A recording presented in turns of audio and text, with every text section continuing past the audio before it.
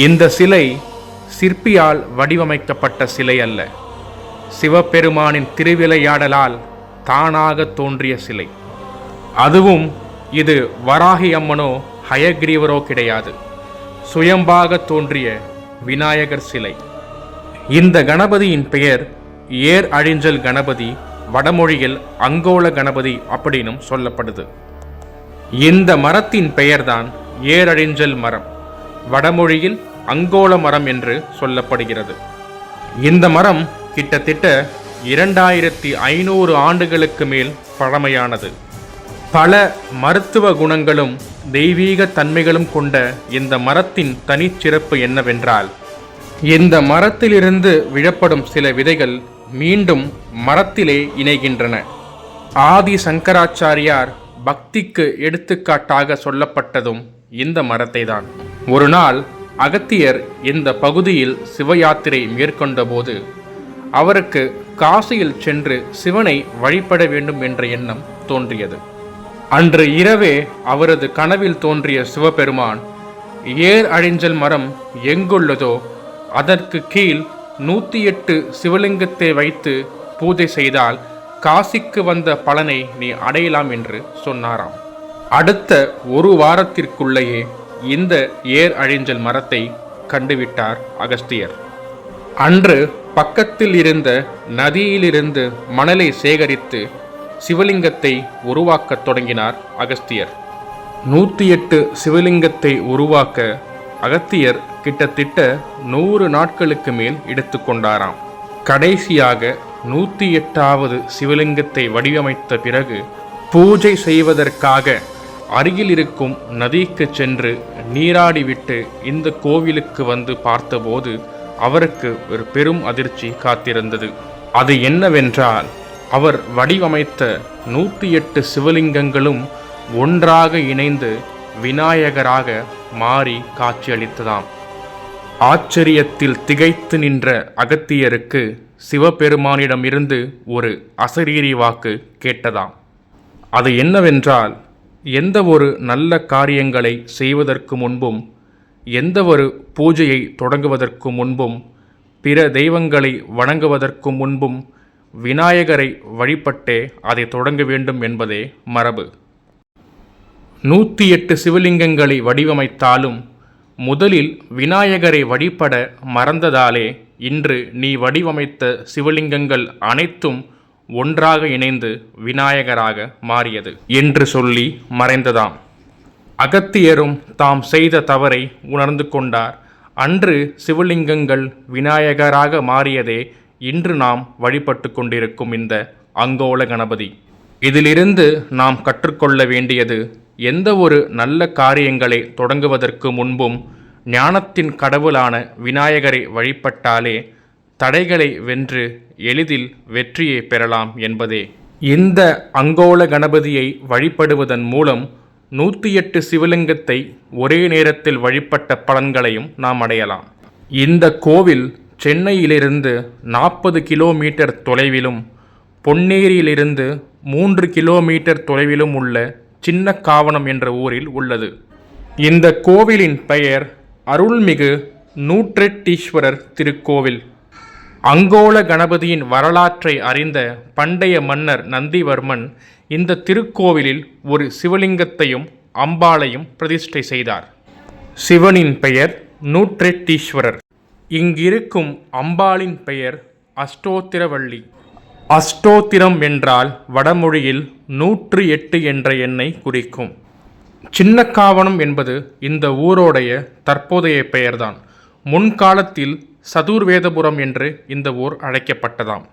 அதற்கு என்ன காரணம் என்றால், அங்கோல கணபதி இங்கு தோன்றுவதற்கு முன்பே, அதாவது நூற்றெட்டீஸ்வரர் அஷ்டோத்திரவள்ளி இங்கு பிரதிஷ்டை செய்யப்படுவதற்கு முன்பாகவே சதுர்வேதபுரீஸ்வரர் சிவகாமி அம்மன் என்ற சுவாமியும் அம்பாளும் இந்த கோவிலில் இருந்துள்ளனர். இன்றும் இந்த திருக்கோவிலில் சதுர்வேதபுரீஸ்வரருக்கும் நூற்றெட்டீஸ்வரருக்கும் தனித்தனியே சன்னதி உள்ளது. அகத்தியர் வழிபட்ட இந்த திருக்கோவிலை நீங்களும் வழிபட்டு சிவபெருமானின் அருளையும் அங்கோல கணபதியின் ஆசீர்வாதத்தையும் முழுமையாக பெற எங்களது வாழ்த்துக்களும் வேண்டுதல்களும். இந்த பதிவு உங்களுக்கு பயனுள்ளதாக இருக்கும்னு நம்புகிறோம். மற்றொரு ஆன்மீக பதிவில் சந்திப்போம்.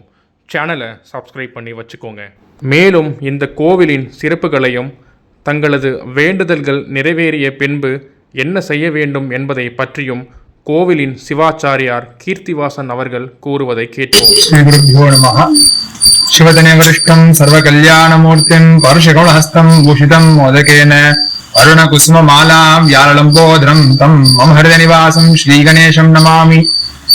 இப்பொழுது நம்ம இருக்கிற ஆலயம் சின்னக்காவனம் அப்படிங்கிற ஆலயம். இது சின்னக்காவனத்துல நூற்றெட்டீஸ்வரர் திருக்கோவில் இருக்கும். இந்த சின்னக்காவனம் எங்க இருக்குன்னா, சென்னையில இருந்து 36 கிலோமீட்டர் தொலைவுல பொன்னேரிங்கிற நகரத்துல இருந்து 2 கிலோமீட்டர் தொலைவுல கிராமம் சின்னக்காவனம் அப்படிங்கிற கிராமம்.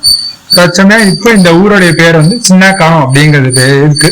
இதற்கு முன்னாடி சதுர்வேதபுரம் அப்படின்னு இருந்திருக்கு. அதனால இந்த கோவில்ல பாத்தீங்கன்னாக்கா சுவாமி அம்பாள் பார்க்கலாம் வந்தா சதுர்வேத புரீஸ்வரர் சிவகாமி அம்பாள் அப்படின்னு சுவாமி அம்பாள் இருக்காங்க. அவங்கதான் புராதனமான சுவாமி அம்பாளா இருந்திருக்காங்க. இப்பயும் இருக்காங்க. அவங்க அந்த சுவாமி அம்பாள் தான் இருந்திருக்காங்க. அப்படியே இந்த மரம் இருந்து, இந்த மரத்து பேர் ஏறு அழிஞ்சல் மரம்னு சான்ஸ்கிரிட்ல சொல்லுவோம். தமிழ்ல ஏறு அழிஞ்சல் மரம்னு சொல்லுவோம். சான்ஸ்கிரிட்ல அங்கோல விருட்சம் அப்படின்னு சொல்லுவோம். இந்த மரம் சுமார் 2500 வருஷத்துக்கு மேல இருக்கு. இந்த மரத்தோட விசேஷம் என்னன்னு கேட்டாக்கா, சித்திர வைகாசியில பழம் வரும். அந்த பழம் கீழே விழுந்தாக்கா ஒரு சில விதைகள் மட்டும் திரும்பி மரத்து மேலே ஒட்டிக்கும். அது எப்போ ஒட்டும் எப்படி ஒட்டுங்கிறத நம்மளால பார்க்க முடியாது. ஒட்டி இருக்க விதைகளை பார்க்கலாம். மரம் சுத்தி நிறைய இடத்துல பார்க்கலாம். நீங்க சின்ன சின்னதா வெள்ளை வெள்ளையா இருக்கும். அதெல்லாம் தான் ஒட்டி இருக்க விதைகள்.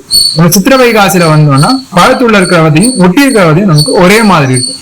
அதனால இந்த மரத்தை பத்தி ஆதி சங்கராச்சாரியார் சிவானந்த லஹரியில பக்திக்கு எடுத்துக்காட்டா சொல்லியிருக்காரு.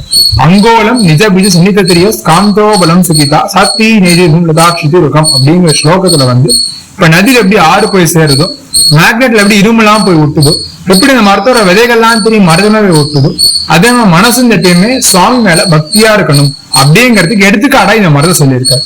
அதே மாதிரி அகஸ்தியருக்கு சிவபெருமான் சொல்லியிருக்காரு, இந்த ஏறு அழிஞ்சல் மரம் எங்க இருந்தாலும் சரி இந்த மரத்தடியில 108 சிவலிங்கம் வச்சு பூஜை பண்ணாக்கா காசிக்கு போன பலன் அங்கேயே கிடைக்கும் அப்படின்னு சொன்னதுனால அகஸ்தியர் இந்த ஊர்ல இந்த மரத்தை பார்த்த உடனே இங்க ஆறு போகுது. அந்த ஆறு மணல் கொண்டு 108 சிவலிங்கம் வச்சு பூஜை பண்ணார். அங்க எந்த ஒரு காரியம் ஆரம்பிச்சாலும் பிள்ளையார வணங்காம ஆரம்பிக்க கூடாது. அதாவது அகஸ்தியருக்கு தெரிவிக்கணுங்கிறதுக்கோசரம் அந்த 108 சிவலிங்கமும் ஒன்னா சேர்ந்து பிள்ளையாரா காட்சி கொடுத்தார். அவர்தான் இந்த சுயம்பு விநாயகர், அங்கோல கணபதினு பேர். சுயம்பா உருவானாலும் இந்த வடிவத்துல இருக்காரு பிள்ளையார். நம்ம டக்குன்னு பார்த்துக்கு நந்தி வாராகி மாதிரி இருப்பாரு பிள்ளையார். கொரோனா பாத்தீங்கன்னா மினிசா தும்பிக்கை வந்திருக்கும் பிள்ளையார்.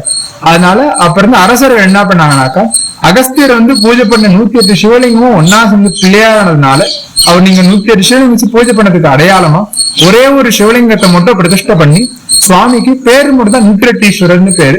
அம்பாள் பேர் 108 வள்ளின்னு பேர். தமிழ்ல வடமொழியில அஷ்டோத ஹதேஸ்வர் அஷ்டோத சதவள்ளின்னு சொல்லுவோம்.